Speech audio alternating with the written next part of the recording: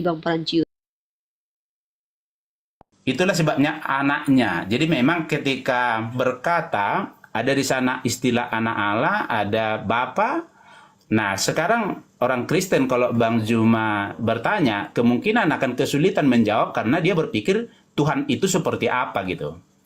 Saya tentu harus meluruskan dulu karena ketika saya berkata Yesus sebagai Tuhan, saya mengerti maksud begini. Bagi kita hanya satu Bapa, yaitu Allah, yang daripadanya segala sesuatu berasal dan yang untuknya kita hidup. Dan satu Tuhan yang olehnya dan karenanya kita hidup. Jadi sumbernya dari Bapa, itu yang kita sebutkan Bapa, yaitu Allah itu atau Theos di sana, dan satu Tuhan atau Kurios, itu Yesus anaknya itu. Jadi memang memahami Tuhan, ketika kita mengasosiasikan itu kepada Bapa pencipta itu, boleh berarti Theos. Tetapi kalau Tuhan dalam artian Tuhan pemimpin atau raja kepada Yesus, nah itu maksudnya satu Tuhan. Jadi itu yang dikatakan di sana. Yang menjadi kesulitan nanti, yang mana Tuhan itu, Yesus itu Tuhan atau Allah itu Tuhan gitu. Jadi karena dia menyamaratakan gitu. Yesus itu maksudnya Tuhan kita ketika kita sudah menjadi percaya. Kalau kita tidak percaya, ya Tuhan kita yang lain dong gitu. Itu maksudnya. Jadi tapi kalau pencipta itu mau kau percaya mau kau tidak percaya, dia tetap pencipta, nggak bisa diganggu gugat. Kita setuju itu.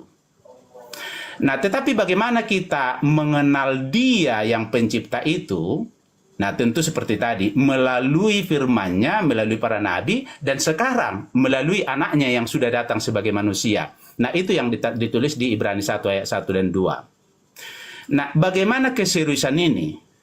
Nah, itu sebabnya dikatakan kan, hendaklah kamu menaruh pikiran dan perasaan yang terdapat dalam Kristus, yang walaupun dalam rupa Allah, maksudnya karena dia di atas, tetapi tidak menganggap kesetaraan itu sebagai milik yang harus dipertahankan, melainkan dia telah mengosongkan dirinya, menjadi miskin dia. Dia yang kaya menjadi miskin, mengosongkan dirinya, dan mengambil rupa seorang hamba. Dan dalam keadaan dia rupa seorang hamba, dia sudah mati, dikuburkan, bangkit pada hari yang ketiga. Itulah sebabnya Bapa sangat meninggikan dia dan menganugerahkan dia nama di atas segala nama. Artinya dia menjadi Tuhan. Jadi Yesus menjadi Tuhan atas kehendak Bapa. Tuhan atas siapa? Atas siapa yang menerima beritanya? Yang tidak menerima beritanya, berarti ya bukan dia Tuannya. Nah, itu maksudnya di sana, satu Tuhan atau satu Tuhan, yaitu Kristus Yesus itu, dan satu Bapa, yaitu Allah Theos itu, pencipta itu, yang daripadanya berasal sesuatu, dan yang kepadanya segala sesuatu itu ada. Maka dikatakan, segala sesuatu berasal dari dia, dan oleh dia, dan bagi dia. Jadi, bagi dialah kemuliaan sampai selama-lamanya. Allah itu mau kemuliaan itu bagi dia selama-lamanya. Tapi bagaimana itu terjadi? Berarti kita mengenal hanya dia yang benar, semua manusia salah. Semua manusia berdosa.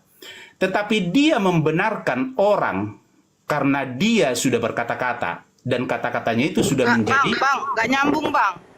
Poinnya aja langsung tutup bang. Nggak nyambung abang. Poinnya aja langsung bang. Jadi maksudnya saya seperti tadi bahwa kalau dia berpura-pura, ya saya di posisi Bang Juma. Tetapi saya tidak melihat dia berpura-pura, itu sebabnya dia menetapkan hukum tadi. Jadi hukum dari Allah itu dia sendiri pun, maka dikatakan Injil itu adalah kekuatan Allah. Jadi dia tidak bisa hanya menghapuskan dosa manusia, tidak bisa. Tidak bisa misalnya hapus dosa, tidak bisa. Harus ada dasarnya.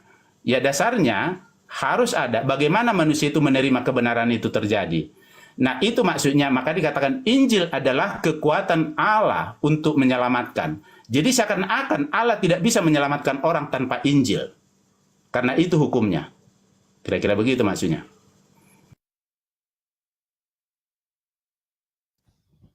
Iya. Jadi kalau saudara mengatakan tidak berpura-pura, berarti konsekuensinya Anda harus mengakui bahwa Yesus dan Bapa itu adalah Tuhan dua yang berdiri masing-masing. Yesus adalah Tuhan yang tak berdaya, sedangkan Bapa adalah Tuhan yang Maha Kuasa. Yesus kebetulan mengakui itu, yaitu bahwa di dalam pengakuannya Yohanes 4 nomor 34, makananku adalah melakukan apa yang diperintahkan oleh Bapa untuk aku kerjakan. Artinya Yesus ini adalah Tuhannya Kristen yang benar-benar ya butuh bantuan dari Tuhan yang jauh lebih besar. Di dalam Kisah Para Rasul 2 nomor 22, yang melakukan apapun yang Yesus lakukan bukanlah Yesus, tetapi Tuhan yang jauh lebih berkuasa inilah yang kemudian memberikan upaya kepada Yesus untuk melakukan mukjizat-mukjizat, di mana mukjizat ini yang melakukannya sebenarnya adalah Bapa, tetapi Yesus hanya sebagai perantara saja. Yesus membangkitkan orang mati ternyata bukan sebagai Tuhan, tetapi apa yang dilakukannya itu adalah bantuan dari Tuhan yang jauh lebih besar dari dirinya. Dengan kata lain, Yesus adalah Tuhan junior dan Bapa adalah Tuhan senior, di mana di situ tidak ada kepura-puraan menurut saudara kita, sehingga Yesus adalah Tuhan yang terbatas. Di sini permasalahannya. Keadaan ini menghantarkan kita kepada posisi sama dengan Kristen dengan Yesus yang punya keterbatasan. Kristen mengusung misi untuk menyetarakan Pencipta langit dan bumi yang maha kuasa setara dengan makhluk bernama Yesus yang masih menerima kuasa dari sang pencipta yang maha kuasa. Dengan kata lain, saudara Kristen ingin menyamakan Tuhan yang maha kuasa dengan Yesus yang tidak maha kuasa. Kalau kita mencerna lebih jauh, yang ingin menyaingi Tuhan itu iblis. Keadaan sekarang menghantarkan Kristen ingin menyaingi Tuhan dengan tokoh yang mereka usung bernama Yesus. 1 Timotius 2 nomor 5, karena Allah itu esa. Allah itu esa. Esa tentu satu dong. Entitas tunggal yang absolut. Yang tak ada duanya dong. Tetapi sangat disayangkan, selain Allah yang esa ini, ternyata Yesus juga esa. Artinya, Tuhan punya saingan. Allah atau Elohim yang dikatakan oleh kitabnya orang Yahudi, yang esa tadi, yang ahad, Shema Israel Adonai Eloheinu Adonai ahad. Begitu Kristen terbentuk, dia punya saingan bernama Yesus. Maka ya, saya sebagai Islam semakin kuat. Karena ternyata ada kekuatan yang diusung kemudian untuk menjatuhkan posisi Tuhan yang maha suci dengan menyetarakan dengan makhluk yang memiliki keterbatasan. Dengan saudara kita mengatakan Yesus tidak berpura-pura dan dalam keadaan itu Yesus adalah Tuhan, maka saudara Kristen sadar sepenuhnya bahwa Kristen sedang ingin meruntuhkan kekuatan pencipta langit dan bumi dengan menggaungkan kelemahan-kelemahan Yesus yang nyata di hadapan mereka adalah Tuhan itu juga sendiri. Ingat, logika apapun yang Anda usung, narasi apapun yang Anda usung, 1 Timotius 2 nomor 5, jelas di sana ada dua entitas yang sama-sama esa. Yesus esa, Allah juga esa. Yesus esa, hakikat yang mengutusnya juga esa. Maka Kristen terciduk menuhankan dua Tuhan. Satu Tuhan yang lemah, satunya lagi Tuhan yang maha kuat. Tuhan yang lemah menerima kekuatan dari yang maha kuat. Nah ini, mohon maaf, ini saya harus sampaikan karena ini adalah data bahwasanya keadaan ini harus diterima oleh saudara-saudara kita Kristen. Mungkin bisa diambil alih oleh host, silakan diarahkan saudara kita ini diskusi lebih lanjut. Ya, saya rasa teman-teman di sini bisa lebih kuat untuk memberikan argumentasi. Silakan. Terima kasih saudara Rui. Tetaplah berkarya. Iya, silakan. Ya. Selamat sore Bang Juma. Aduh, banjir mualaf lah lagi Bang Juma. Hancur, kita lanjut. Masya Allah ya. Gurunda. Memang saudara-saudara Kristen ini kalau memang mau berpikir secara jernih ya, secara jernih, hilangkan dulu, tanggalkan dulu dogma doktrin. Istilah populernya itu mengosongkan diri. Ada seorang mu'alaf ya dari NTT, Nusa Tenggara Timur, Flores. Aku tanya kok bisa, gimana caranya sehingga bisa menerima Islam, bersyahadat gitu. Ya waktu itu aku mengosongkan diri bun, aku heran aja, aku kaget aja. Ketika saya berdoa kebaktian di gereja, yang ada di pikiranku itu, Tuhan saya kok mati, Tuhan saya kok dibunuh oleh ciptaannya, Tuhan saya kok dilahirkan. Jadi ketika dia dalam keadaan berdoa berkecamuk itu kan batinnya berkecamuk, bertolak belakang nuraninya. Ini pengaruh ya puasa ya. Nuraninya bertolak belakang tuh. Nanti kapan-kapan ya aku ajak dia masuk membuat kesaksian. Jadi mulai dia gelisah, mulai dia menolak ke gereja. Ditegurlah sama saudaranya, kan sudah nggak ada orang tuanya. Ditegur, kenapa dek kamu nggak ke gereja? Bang, masa Tuhan kita mati? Masa Tuhan kita dilahirkan bang? Gimana ceritanya? Ditanya lagi pendetanya. Tanya kamu ke pendeta dek. Tanya pendeta. Pendeta itu nggak mau jawab. Udahlah, kau kurang iman ini bla bla segala macam. Nah, mulai berontak batinnya. Akhirnya apa? Nggak sanggup lagi kali ya. Terus dipaksa ke gereja. Kabur dia kan? Kabur dia mencari kebenaran ke daerah Jawa Timur. Di sana lah dia mulai belajar mencari, walaupun kerja setengah mati ya, membantu sebuah di rumah tangga, kerja di rumah tangga lah. Tapi enggak akalnya bertolak belakang dengan nuraninya, imannya bertolak belakang dengan hati nuraninya. Mencari tahu dia segala macam. Akhirnya sekarang malah dia yang balik membantu saudaranya itu yang di Flores sana. Dia kok menyampaikan alamatnya bla bla segala macam, dan bahkan kakaknya itu yang sekarang pendeta katanya ya, dia akan berusaha supaya menyadarkan kakaknya, dan insya Allah katanya ada 3 keponakannya ini sering dialog sampai larut ya via WhatsApp ya sama saudara kita yang mualaf itu, dan katanya insya Allah dia akan menerima Islam. Alhamdulillah ya. Ya, kita tunggu kabar baiknya aja. Tapi begitulah teman-teman saudaraku ya, saudara sesama bangsa, saudara Kristen. Kalau benar-benar Anda mengosongkan diri ceritanya, kosongkan dulu dari pikiran dogma doktrin. Kemudian masukkan tadi apa yang disampaikan guru kami ya, Bang Zuma ya. Abang kami coba tanamkan di jiwa Anda, di pikiran Anda. Insya Allah teman-teman ya. Saudara ya, karena boleh menanggapi? Jadi saya sedikit bang, saya menyimpulkan. Boleh bang. Ya, mengulangi sedikit dari pernyataan Bang Zuma tadi ya. Di 2 Tawarikh pasal 7 nomor 14, di mana di situ dikatakan Tuhan mampu mengampuni dosa umat manusia dari surga. Erik, Dia ngapain musik dia harus loh, masih orang masih YouTube Bang Erik, YouTube kena musik, Bang Erik ada musik. Itu suara nada dering. Lalu kenapa Tuhan harus menjadi manusia? Ketika dia menjadi manusia justru membuat kekacauan di antara kita. Masuk di akal enggak? Seharusnya dia kalau emang datang ke dunia, dia membawa kedamaian. Malah kedatangannya membawa kekacauan bagi kita. Ada yang mengakui, ada yang tidak, ada yang berkhianat, ada yang saling memaki, ada yang saling membunuh. Coba Anda pikirlah, saudara-saudara Kristen yang ada di bawah juga. Coba dipikir dulu baik-baik.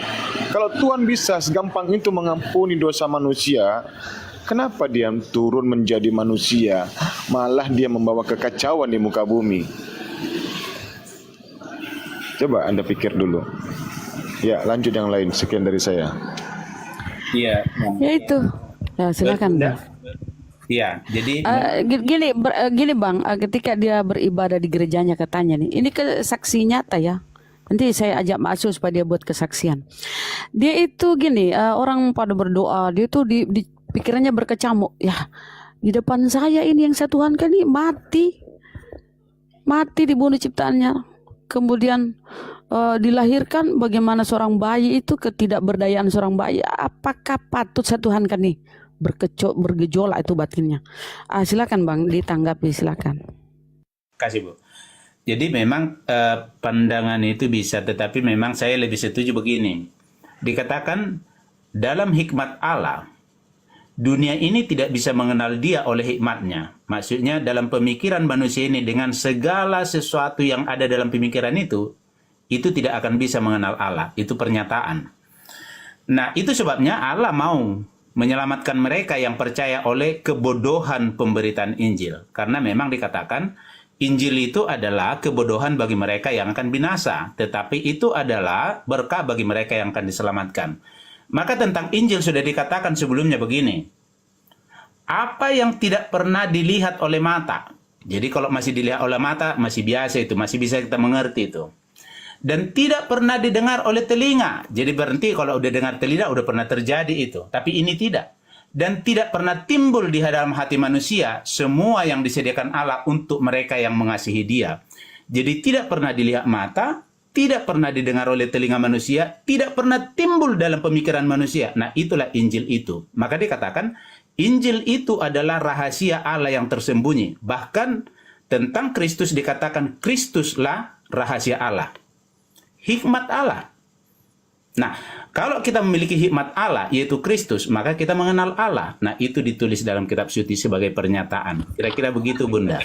Oke, saya tanya sedikit. Menurut saudara Kristen ini, Yesus sebagai hamba itu maksudnya gimana?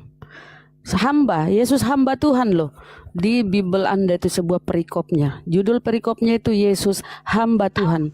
Menurut hamba, menurut Bapak ini, seorang hamba ini apakah patut kita tuhankan, patut dituhankan gitu? Padahal dia hamba. Silakan. Menanggapi hamba aja, silakan. Batas di situ ya, hamba berarti melakukan apa yang disampaikan Tuhannya. Itu hamba. Berarti hamba itu kan abdi, suruhan, ya kan? Abdi Betul. suruhan. Kalau kita lihat Yohanes 17:3, mengenal engkau satu-satunya Allah yang benar. Engkau satu-satunya loh, satu. Dan mengenal Yesus yang engkau utus. Nah, utusan di Yohanes tertulis, sebab siapa yang diutus Allah, dia yang menyampaikan firman Allah. Dialah menyampaikan firman Allah. Nih, siapa yang diutus? Yesus mengaku utusan. Dia hamba, utusan Tuhan, abdi, suruhan, kurir. Kata kasarnya kurir, disuruh.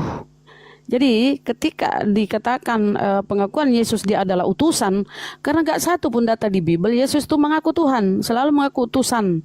Para muridnya pun memanggil dia rabi, guru. Ya, jadi ketika seorang hamba, dialah tugasnya menyampaikan firman. Yohanes 17:8, segala firman yang engkau sampaikan, engkau berarti ada pihak lain, yaitu Bapaknya toh. Segala firman yang engkau sampaikan telah kusampaikan kepada mereka. Dan mereka telah menerimanya, dan mereka tahu bahwa engkau yang telah mengutus aku. Artinya Yesus ini menerima firman. Apa yang ku dengar dari dia ini ya Bapa. Apa yang ku dengar dari dia, itulah yang ku sampaikan kepada dunia. Ya, kemudian Yohanes 17:14, sebab semua firman-Mu telah kuberikan kepada mereka. Firman-Mu telah kuberikan kepada mereka. Ini Yesus yang ngomong nih, Yohanes 17:14. Firman-Mu telah kuberikan kepada mereka, dan dunia membenci mereka sebab mereka bukan dari dunia, sama seperti aku bukan dari dunia. Jadi kalau Anda mau berpikir secara jernih, judul perikopnya itu adalah Yesus hamba Tuhan. Ya Bu, jangan dituhankan nih hamba nih. Karena dia ibaratnya kurir, penyampai firman. Yohanes, kalau nggak salah Yohanes 13:32 ya. Sebab siapa yang diutus Tuhan, dialah yang menyampaikan firman Tuhan. Sebab Tuhan akan mengaruniakan rohnya yang tidak terbatas. Pengakuan Yesus dia adalah utusan. Jadi teman-teman Kristen, jangan terlalu tenggelam dengan dogma doktrin. Ya, mengatakan dogma doktrin Bapak Gereja bahwa Yesus itu Tuhan. Jadi, kondisi dogma doktrin ini Anda ingin cocok logikan dengan data Bible. Doktrin yang mengikuti data Bible, bukan Bible yang mengikuti pikiran Anda, tapi doktrin mengikuti isi Bible. Jadi Bible itu Anda putar-putar isinya demi doktrin dogma tadi. Doktrin dogmanya bahwa Yesus Tuhan kan? Nah, Anda masuk ke Bible, lah itu harus Anda kondisikan bagaimana Bible mengikuti pikiran Anda, dogma Anda. Yesus yang nyata-nyata di Bible, Yesus hamba Tuhan, Anda kondisikan supaya dia menjadi Tuhan. Bertolak belakang dengan kaidah-kaidah bahasa yang seharusnya kan? Apa itu hamba? Hamba itu abdi, boleh dikata budak, suruhan, bawahan. Mana ada hamba itu bisa jadi Tuhan, apalagi Tuhan. Hamba Tuhan artinya Yesus abdi Tuhan. Abdillah, hamba bang. Jadi demi doktrin dogma kalian melanggar kaidah-kaidah bahasa. Kalian melanggar berpikir sehat yang logik gitu loh. Dimatikan semua akal. Dogma yang ditanamkan, doktrin yang ditanamkan. Coba, Yesus mengaku utusan, Yesus mengaku menerima firman, Yesus mengaku sudah menyampaikan firman kepada kaumnya Bani Israel. Itu pun Bani Israel ya, bukan kepada Kristen. Nah, jadi teman-teman Kristen, apa ya aku bilang ya, kosongkan diri, kosongkan dogma dulu di pikiran Anda. Kemudian Anda menerima pembelajaran Yesus. Semua yang disampaikan Bang Zuma, Gurunda itu Masya Allah ya. Saya rasa kalau Anda mau berpikir sehat demi keselamatan Anda, karena apa kata Yesus? Pada hari terakhir aku akan berkata, enyahlah kau daripadaku, engkau sekalian pembuat kejahatan, aku tidak mengenalmu. Itu di Matius 7. Ya bang, Matius 7, 21-23 akan diusir mereka memanggil Yesus Tuhan. Begitu ya teman-teman saudara ya, bukan kami memaksa kalian untuk beriman kepada Islam, tapi kami mengajak Anda untuk berpikir pengajaran Yesus. Pengajaran Yesus. Tolong jelaskan menurut Anda hamba Tuhan itu apa? Silakan. Dalam satu percakapan dia dengan muridnya, Yesus ini, jadi setelah dia beberapa tahun sama muridnya, dia bertanya begini. Kata orang, siapa anak manusia itu? Maksudnya merujuk kepada dirinya. Jadi sebutan tentang dia nanti banyak, Mbak. Bukan hanya hamba, utusan, anak domba, anak manusia. Ya, tapi sebagai Tuhan ada. Ada. Sebagai nanti. Tuhan ada. Ya kasih, nggak usah kita tiktokan aja bang. Udah mau buka di tempatku. Sebagai hamba ada, sebagai Tuhan ada, sebagai rabi, sebagai guru, sebagai majesti junjungan. Lagi menyampaikan. Sekarang nggak kasih data di mana dia sebagai Tuhan. Disebut Tuhan dia di mana? Nabi, Rasul, bahkan Rasul. Yesus di Ibrani 1:31 Yesus Rasul. Ya, jadi kau mengatakan itu gelar-gelar, ya oke. Gelar karena memang dia rasul, dia nabi, dia guru karena dia rabi. Nah sekarang di mana dia Tuhan bang di Biblemu? Karena kau terlalu memaksakan Yesus ini Tuhan. Sekarang kasih data di mana Yesus ini Tuhan. Silakan. Boleh saya sampaikan ya. Jadi seperti tadi. Enggak, saya mau data bang. Jangan kau khotbah di sini kasih data. Kebenaran kita harus sampaikan di sini. Kita buktikan sebagai imanmu kau menuhankan Yesus. Mana di Biblemu Yesus itu Tuhan? Kalau saya baca seluruh Biblemu berkali-kali, tak satu pun kutemukan Yesus Tuhan. Yang ada itu ketika seorang Samaria bertemu dengan Yesus di sebuah sumur. Apa kata perempuan itu? Akan datang juga kepada kami seorang Mesias yang disebut juga Kristus. Apa jawab Yesus? Akulah dia, akulah yang di depanmu ini. Jadi Yesus itu Kristus. Ya, apa itu Kristus? Itu bahasa Yunani bang. Bahasa Ibraninya Mosiah atau Mesias. Artinya apa? Yang diurapi. Jadi Yesus ini adalah yang diurapi. Yesus Kristus, Kristus bahasa Yunani. Ya, artinya yang diurapi. Mungkinkah Tuhan diurapi bang? Itu aja. Jadi pengakuan Yesus itu dia Mesias. Ya itu ada. Yang diurapi, tapi kalau dia Tuhan nggak ada. Tolong kau cernakan pikiranmu, memaknai apa itu Mesias. Apa itu Mesias? Pantaskah Tuhan diurapi? Pantaskah Tuhan dibaptis? Pantaskah Tuhan adalah hamba? Kosongkan dulu pikiranmu. Saya minta di mana data dia adalah Tuhan. Tuh bang, jangan khotbah, udah kepanjangan. Silakan. Itu yang khotbah saya mau nerangkan aja. Jadi ya jangan nerangkan, saya butuh data. Yang saya sampaikan tadi itu data loh. Semua Kalau yang saya sampaikan tadi ada data di Bible Anda. Yesus Ini Mesias, bukan Yesus datanya. hamba. Sekarang saya minta pertanggungjawaban Anda menuhankan Yesus. Tolong kasih data ke kami. Kasih datanya, Pak. Kalau Kan enggak saya- ada berarti Anda iman buta. Iya, boleh aja sih menurut Bunda Rama begitu kan saya. Berarti Anda mengakui Anda iman buta tuh. Ya udahlah, itu aja.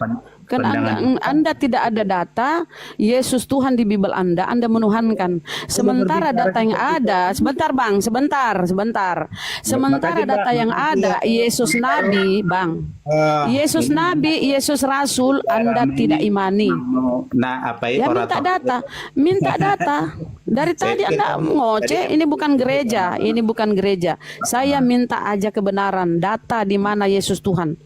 Yang ada semua yang saya sampaikan tadi ada datanya. Yesus Nabi, Yesus Rasul, Bang. Siapa Bunda? Kalau bisa membangkitkan orang dan mengampuni dosa siapa? Itu Petrus pun bisa, Bang. Petrus pun bisa membangkitkan Tabita. Elia bisa membangkitkan anak-anak yang sudah mati. ketika Ibu Bisa misalnya membangkitkan. Jangan lari. Buktikan, Pak. Tolong, Bang, jangan dulu kabur. Berarti Anda iman buta kan? Kalau Anda tidak bisa buktikan Yesus Tuhan di Biblemu, berarti selama ini Anda hanya beriman buta, mempertuhankan Yesus tanpa ada data. Sementara data di Biblemu dia adalah rasul, dia nabi, dia rabi. Apa itu rabi? Guru, yang sebutan guru atau imam bagi orang-orang Yahudi. Ingat, Yesus tidak pernah satu kali pun menyebut Kristen. Yesus tidak mengenal Kristen, Pak. Anda aja yang terlalu alay menuhankan orang, ya kan? Diminta data aja, Yesus Tuhan nggak ada. Jadi apa lagi? Nggak ada ya. Jangan khotbah, Pak. Kita sampaikan di sini kebenaran. Jangan kita membodohi orang-orang yang menyimak kita. Kalau semua yang saya sampaikan, Yesus Nabi, Yesus Rasul, Yesus Mesias, Yesus hamba, Yesus utusan, semua saya bisa kasih data. Tapi sebagai Tuhan gak ada data, Pak. Anda gak bisa menunjukkan. Karena kenapa? Kurios di Biblemu itu yang bahasa Yunani diterjemahkan oleh lain menjadi Tuhan. Dan kalian seperti kerbau yang dicucuk hidung, cuma ikut terjemahan lain, gak mau berpikir sehat. Ini demi keselamatan Anda, Pak. Keselamatan abadi di akhirat nanti. Ya, jangan cuma kayak kerbau dicucuk hidung. Terjemahannya Tuhan, cuma ikut Tuhan. Gak mau belajar originalnya, Pak, supaya Anda nggak tersesat. Mohon maaf, Pak, Anda jangan khotbah di sini. Saya minta data. Anda tidak bisa tunjukkan data, berarti ya kita semua tahu bahwa keimanan Anda perlu dipertanyakan. Gak ada data ya. Oke, silakan yang lain. Gak ada dia tunjukkan data. Silakan yang lain, saudaraku ya. Gak ada datanya, itu dia menuhankan Yesus. Halo, gak ada suaraku kah, Bang Naga? Ada Bunda. Oke, gak ada datanya Jadi, Bang dia, Roy, kasihan. Kalau nggak ada data, jadi dia pakai apa ini? Bang Roy, dibuka mute-nya, Bang. Bang Roy. ya. Bang Roy. Ya. Jadi yang dikatakan Bunda Rahma itu kan dia tuh meminta data, Bang. Setelah Abang menunjukkan datanya di mana, baru Abang menjabarkan. Tidak ada sejarahnya yang namanya berdiskusi, kita tidak memakai data. Pakai data dulu baru dijabarkan datanya itu seperti apa penjelasannya. Yang menunjukkan Yesus sebagai Tuhan di dalam kitab Anda sendiri memang tidak ada tertulis. Kalian saja yang membuat seperti pernyataan aku dan Bapa adalah satu, telah diberikan kuasa di langit dan di bumi kepada Yesus. Itu saja sebenarnya sih. Yesus membangkitkan orang mati, kalian katakan itu adalah kuasa dia sebagai Tuhan. Tidak mungkin, Bang. Karena yang namanya nabi dan rasul itu diberikan kelebihan bisa melakukan suatu mukjizat atas izin Tuhannya. Itu menunjukkan bahwa mereka itu adalah nabi dan rasul. Itu loh, Bang. Jadi sebenarnya Yohanes 13 ayat 13, Bu. nah, kalau dikatakan di situ benar kok katakan aku guru dan tuan. Ya, bukan betul, Tuhan. Tuhan. Nah, maka tadi dengan Bang Juma saya sudah sampaikan pemikiran itu harus harus satu dulu. Karena kalau Tuhan maksudnya Bapa Pencipta itu dia bukan. Oh, Tetapi jadi Oke, jadi Tuhan maksudnya ketika saya mengakui iman saya, dia yang datang yang dari Bapa itu sebagai diutus untuk menyelesaikan seluruh pekerjaan Bapa itu. Nah, ketika saya mengakui dia Tuhan, berarti dialah Tuhan saya, dialah Tuhan saya. Kira-kira begitu, Bu Nora. Tuhan bukan berarti Tuhan, Bang. Maksudnya begini, Bang. Sesembahan abang itu, ini kita sekarang menyangkut tentang keimanan. Abang menyembah siapa? Kalau menyembah Yesus sebagai Tuhan, berarti Yesus bukan Tuhan. Jadi begitu? Menyembah Allah dalam roh dan kebenaran dikatakan itu sebenarnya seperti tadi. Allah itu saya tidak bisa kenal kalau tidak ada Yesus gitu. Jadi bagaimana saya maksudnya menyembah yang saya tidak kenal? Jadi Kan kira-kira saya gitu. tanya sekarang, bagaimana Musa mengenal Tuhannya? Gimana? Bagaimana Musa mengenal Tuhannya? Nah, itu sebabnya kalau pengenalan seperti Musa, kan dia berkata-kata dan juga berbuat. Jadi makanya ada suatu waktu Musa bertanya, siapakah namamu? Bagaimana caranya pengikut Musa, bangsa Israel mengenal Tuhannya Musa?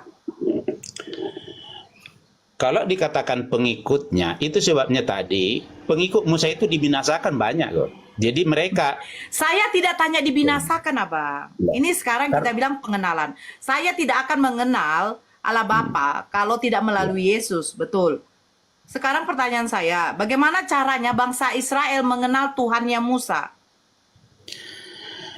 Jadi kan Musa itu, Allah itu berfirman kepada Musa dan Musa memperkenalkan. Tetapi umat Israel... Bagaimana caranya Musa memperkenalkannya, Bang? Abang, simak perkataan saya.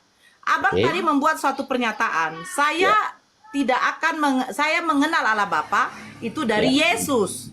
Betul. Nah, sekarang bagaimana caranya Musa memperkenalkan Tuhannya kepada bangsa Israel? Melalui hukum-hukumnya.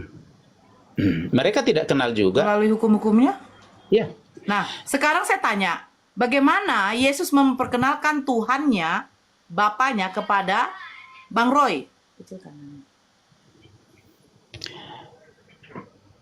Jadi Allah itu, Bang, bagaimana cara Yesus memperkenalkan Allah Bapa kepada Bang Roy? Coba dicerna dulu pertanyaan betul, saya. Caranya bagaimana? melalui perbuatannya dan pemberiannya. Apa perbuatan Yesus yang nampak sama Bang Roy? Perbuatannya dia menyerahkan hidupnya sebagai tebusan oleh kehendak Allah gitu.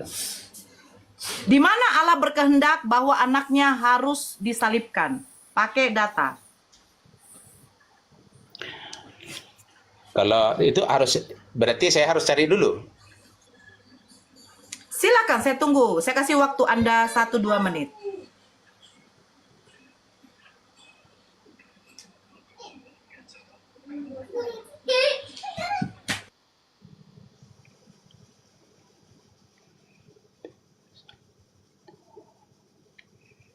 Halo, selamat sore. Shalom Alaikum. Sore, Anda ya. Tutup dulu mute-nya sebentar dulu, Jeff. Nggak perlu kok pakai dokter.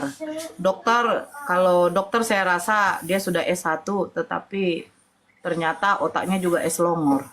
Silakan, Roy. Dokter itu untuk dokteran, bukan sarjana. Tutup dulu mute Anda.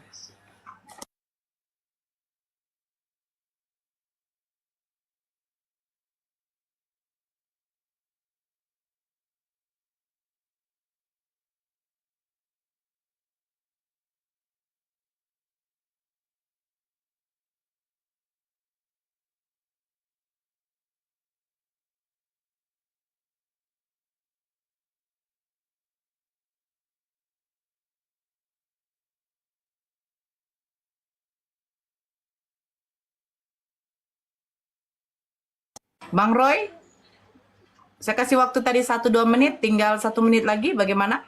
Data di mana bahwa Tuhan menginginkan anak yang dikasihinya itu disalibkan. Mazmur 40 ayat 6. Bang, Daud sudah mengenal Yesus ya? Yesus belum dikenal, tapi firman Allah Daud dikenal. tidak mengenal Yesus, Bang. Iya, Yesus belum dikenal, tapi Daud tidak firman mengenal Allah. Yesus, Bang. Ini diskusi atau apa? Atau saya hanya dengarkan aja? Di mana Bapak menginginkan Yesus itu di Itu sebabnya makanya saya bilang, itu kan pikiran manusia kan tidak bisa. Tapi kalau ibunya mau mendengarkan, itu tentang dia.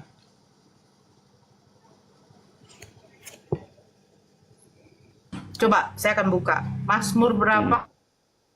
Mazmur 40 ayat Mazmur 6 berapa? sampai 8. Mazmur 40. Ayat 6 sampai 8. Jaringanku jelek kali. Mazmur 40. Saya buka. Engkau tidak berkenan kepada korban sajian, tetapi engkau membuka telingaku, korban bakaran dan korban penghapus dosa tidak engkau tuntut. Lalu aku berkata, sungguh aku datang dalam gulungan kitab ada tertulis tentang aku. Aku ya Allahku, Tauratmu ada dalam dan kabarkan keadilan dalam jemaah yang besar, bahkan tidak kutahan bibirku, engkau juga tahu. Ya Tuhan, mana? Jadi di sana dikatakan, Mana Bang? Bapak itu ya boleh disampaikan dulu, maksudnya dengerin aja dulu biar saya sampaikan. Jadi Allah itu tidak berkenan kepada korban bakaran, korban sembelihan, bahkan kalau dipersembahkan menurut hukum Taurat pun. Tetapi dikatakan, lalu aku berkata, sungguh aku datang dalam gulungan kitab ada tertulis tentang aku. Nah inilah yang dirujuk di Ibrani 10 ayat 5 dan 7. Maksudnya di Ibrani 10 ayat 5 dan 7, perkataan yang sudah ada itu rupanya itu tentang kedatangan firman Allah yang diberi tubuh itu tadi. Itulah Yesus yang tadi kakak sampaikan. Yesus tidak dikenal, tetapi firman sudah dikenal gitu. Jadi maka penulis Ibrani menyampaikan itu tentang Yesus. Coba baca di Ibrani 10 ayat 5 dan 7.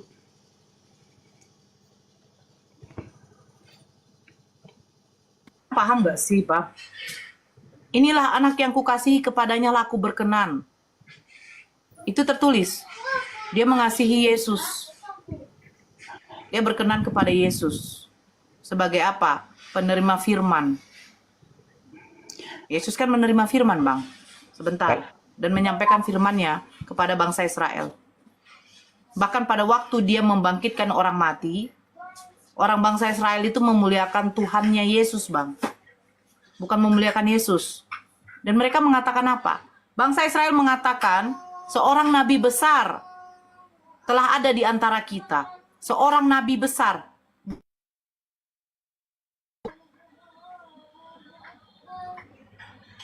Saya minta secara letterleknya, di mana Tuhannya Yesus, Bapa itu, mengutus anaknya ke dunia, menebus dosa dengan cara disalibkan. Konsep penyalipan itu dari mana, Bang? Itu hukuman untuk orang Romawi.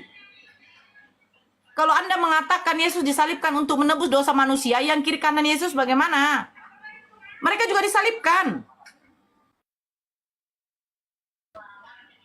Sebelum pun ada Yesus disalibkan, sudah ada yang disalibkan terlebih dahulu. Apa bedanya dengan hukum rajam yang dilakukan orang Yahudi? Seandainya Yesus dirajam pakai batu, pasti kalian mengatakan Yesus dirajam untuk menebus dosa. Batu itu pula kalian jadikan simbol salib, menggantikan salib. Lucu abang ini. Cobalah ya. Inilah anak yang kukasihi. Nampak kali, berarti sayang kali Tuhannya Yesus itu kepada Yesus. Kepadanya lah aku berkenan. Berarti apa? Dia sayang kepada Yesus. Diutusnya Yesus untuk apa? Untuk umatnya Nabi Musa, yaitu bangsa Israel. Karena belum selesai pekerjaan Nabi Musa pada waktu itu. Dilanjutkanlah oleh Yesus. Tetapi apa? Memang bangsa Israel menolak kedatangan Yesus. Terus siapa yang menerima Yesus? Bangsa Israel menerima Yesus itu hanya sebagai seorang nabi. Makanya di dalam Lukas 7:16 dikatakan, seorang nabi besar. Nah, yang menerima Yesus sebagai Tuhan dan menyembah Dia, itu adalah perempuan Kanaan. Di dalam Matius 15, perempuan Kanaan itu mengatakan Yesus Tuhan dan menyembah Dia. Tetapi Yesus tidak peduli. Karena dia tahu Yesus itu bukan Tuhan. Karena Yesus tahu Yesus itu bukan Tuhan. Makanya dia katakan, aku diutus hanya untuk domba-domba yang tersesat dari umatku. Siapa umat Yesus? Yaitu umat Israel. Yang menyembah Yesus sebagai Tuhan hanya Bani Keresteng. Sehingga apa? Tidak patutlah mengambil remah-remah roti yang sudah disediakan untuk anak-anak dan memberikannya kepada asu. Makanya dikatakan di luar dari bangsa Israel, dikatakan Yesus itu asu. Makanya saya bingung, siapa sih yang menyembah Yesus sebagai Tuhan? Bangsa Israel atau kalian? Bangsa Israel sedikit pun tidak ada menyembah Yesus sebagai Tuhan. Kemana? Ya. Oh iya. Adakah bangsa Israel menyembah Yesus sebagai Tuhan, Bang Roy? Gimana? Apanya? Di Jalan Pelajar. Nah, sama siapa ya? STM. Oke. Oh, ya. Bang Roy? Ya, boleh saya baca Kak yang saya sampaikan tadi? Saya bertanya, yang menerima Yesus sebagai Tuhan itu siapa? Tuhan yang Ibu maksud dengan yang saya maksud beda soalnya. Jadi nggak bisa diskusi di situ. Bo. Tuhannya Yesus siapa, Bang?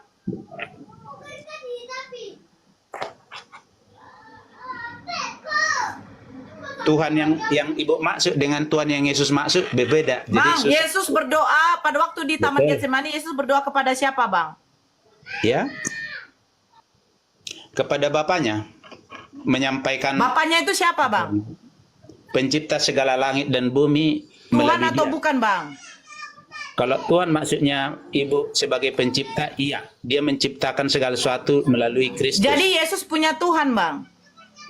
Dia melakukan kehendak Bapaknya, makanya dia Saya berkata, tanya, Yesus punya Tuhan, Bang? Ibu tidak tahu apa yang Ibu bicarakan dalam Aku konteks. bersyukur kepadamu, Tuhan, langit dan bumi. Betul, Itu Tuhan menuju kepada langit dan siapa? bumi. Iya, menuju kepada siapa? Bersyukur kepada Aku Bapaknya. tidak tanya bersyukurnya, Bang. Aku bertanya, Yesus bersyukur kepada Tuhan yang siapa? Tuhannya langit dan bumi. Siapa namanya? Pencipta. Siapa nama Tuhan pencipta langit dan bumi? Menurut Yesus. Kepada Musa dikatakan, aku adalah aku. Siapa nama pencipta langit dan bumi menurut Yesus? Di dalam Yohanes 17 nomor 3, silakan dibaca, Bang. Ya, kayak diskusi TK ya. Sudahlah Bu, daripada Tidak, itu Bang. nanti. Saya bertanya, Anda yang loh, iya dia bersyukur. Saya tidak tanya bersyukurnya. Tuhan dan langit dan bumi menurut Yesus, namanya di situ siapa, Bang? Di dalam Yohanes 17 nomor 3. Silakan Abang baca dari Bible Anda langsung. Bagaimana saya Yohanes 17 nomor 3. permisi dengan sopan ya Bu ya. Yohanes 17 nomor 3. Gak usah ketawa, jangan tunjukkan kebodohan Anda kepada saya. Yesus mengatakan, aku bersyukur kepadamu, Bapa, Tuhan langit dan bumi. Yesus punya Tuhan, Bang. Kau jadikan Yesus Tuhan. Yesus Tuhan. Bapa, Tuhan. Iya kan? Roh Kudus, Tuhan. Jadi berapa Tuhan kamu? 1. Kamu jangan melakukan tipu-tipu kepada kami.